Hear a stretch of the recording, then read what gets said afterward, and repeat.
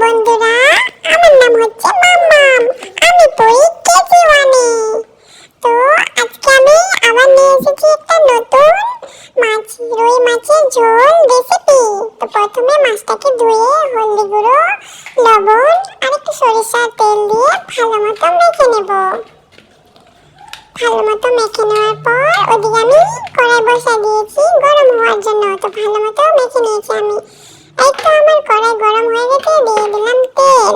তেলটা একটু ভালো করে গরম করে নেব।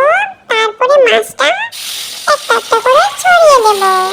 আর এখন আমাকে বলো তো, কে কে মাছ খেতে ভালোবাসো? আমি তো খুব বেশি ভালোবাসি মাছ খেতে। আপনার কি ভালোবাসো? আপনাদের বাড়িতে কিরকম করে মাছ রান্না হয় আমাকে বলবে। এই তো দেখো, মাছটা আমি ভালো মতো নাড়াচাড়া করে ভেজে নিচ্ছি। ভেজে নেব। দেখো আমার মাছ ভেজে ভাজা হয়ে গেছে। মাছ ভাজা হওয়ার পর তারপর আমি মশলা রেডি করবো। একটু দেখো, এখানে আমি নিয়েছি আদা, রসুন, তারপরে পেঁয়াজ, তারপরে কাঁচা লঙ্কা। এটাকে ভালো মতো আমরা চপ করে নেব। চপ করে নেওয়ার পর তা কড়াইতে ওই তেলে একটা তেজপাতা দিয়ে দিলাম। তারপরে দিয়ে দিলাম আলুটাকে একটু ভেজে নেব।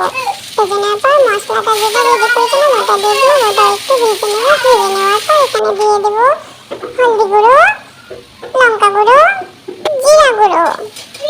এটা আরেকটু ভেজে নিয়ে তারপরে দিয়ে দিলাম জল। জল দিয়ে 5 মিনিট ঢেকে রেখে আলুটা সিদ্ধ করে আবার ভাজতেছি। এটা ভালো মতো ভেজে, এটা আমার আলু সিদ্ধ হয়ে গেছে। দেখো আমি দেখলাম ভালো মতো ভেজে এখানে আমি দিয়ে দেবো একটা টমেটো দিয়ে দেবো। টমেটো দিয়ে ভালো মতো ভেজে নেব। তো আমি এখানে টমেটো দিয়ে দিয়েছি, এখন আমি ভাজতেছি। তারপর এখানে দিয়ে দেবো আমি ধনে পাতা। ধনে পাতা দিয়ে আর একটু ভালো মতো ভাজবো যাতে খুব টেস্টি হয়।